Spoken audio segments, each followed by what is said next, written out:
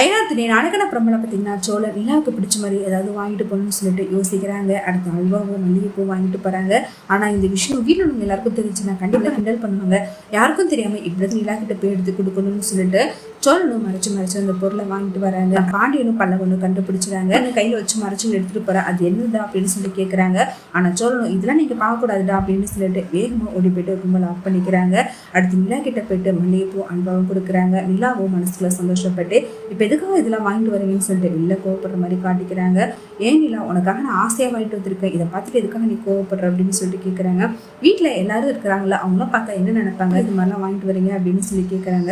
உனக்கு உண்மையிலேயே பிடிக்கல நிலா அப்படின்னு சொல்லிட்டு சோழனை கேட்கறாங்க. நிலா எனக்கு பிடிச்சிருக்கு, இருந்தாலும் எல்லாரும் இருக்காங்களா அதுக்காக தான் யோசிச்சேன்னு சொல்றாங்க. அடுத்து சோழன் இந்த பூவை நானே வச்சு விடுவான்னு சொல்லிட்டு கேட்கறாங்க. நிலாவை வச்சு விடுங்கன்னு சொல்லிட்டு வெக்கப்பட்டுக்கிட்டே சொல்றாங்க. அடுத்த சோழனும் அந்த பூவை வச்சு விட்டுட்டு நிலாவுக்கு அல்வாவும் ஊட்டி விடுறாங்க. அடுத்து நிலா அவங்க வாழ்க்கையை பத்தி யோசிச்சு பேசுறாங்க. நம்ம ஃபர்ஸ்ட் இந்த வீட்டை சரி பண்ணணும், எனக்கும் குழந்தை பெற்றுக்கணும் ஆசை இருக்குதா செய்யுது, ஆனா அதுக்கு கொஞ்ச நாள் எடுத்துக்கலாம் சோழன், இப்போதைக்குன்னு வேணாம், நம்ம ஃபர்ஸ்ட் இந்த வீட்டை சரி பண்ணிக்கலாம், சேரனுக்கும் கல்யாணம் ஆகட்டும், அதுக்கப்புறமா நம்ம வாழ்க்கையை பத்தி யோசிக்கலாம்னு சொல்றாங்க.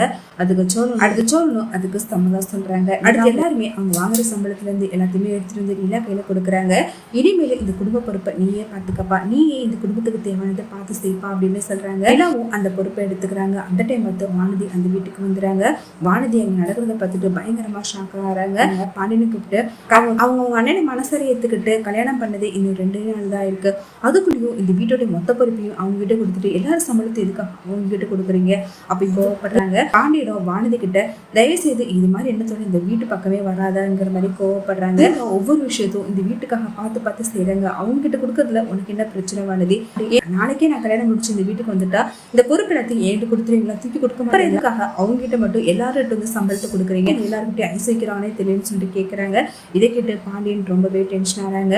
உண்மையிலேயே வானதி எனக்கு உன கல்யாணம் பண்ணிக்கிறதுல உண்மையிலேயே ரொம்ப பயம்தான் ஜாஸ்தியா இருக்கு, எனக்கு நீ கல்யாணம் பண்ணி எங்க வீட்டுக்கு வந்துட்டா கண்டிப்பா நல்லா இருக்கிற குடும்பத்தை பிரிச்சிடும் தான் எனக்கு தோணுது அப்படின்னு சொல்றாங்க.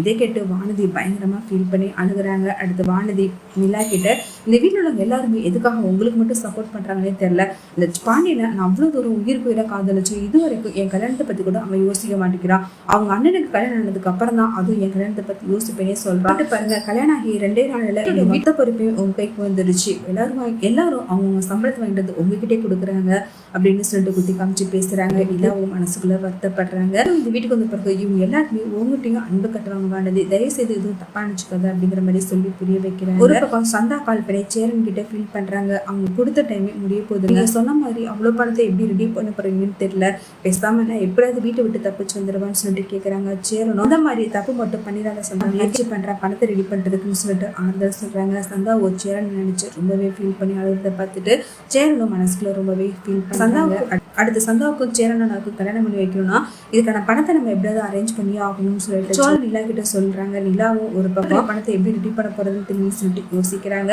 அப்படி இருக்கிறது இந்த ஒரே ஒரு வீடு மட்டும் தான், பேசாம இந்த வீட்டை அடமானம் வச்சது அவ்வளவு பணத்தை ரெடி பண்ணி பேசாம சேரன சந்தான கல்யாணம் நடந்துருச்சுன்னா எல்லா பிரச்சனையுமே சரியாயிடுங்கிற மாதிரி சொல்றாங்க. ஆனா நடேசனும் அதெல்லாம் என்னால முடியாதுன்னு சொல்லிட்டு ஒத்துக்க மாட்டேங்கிறாங்க.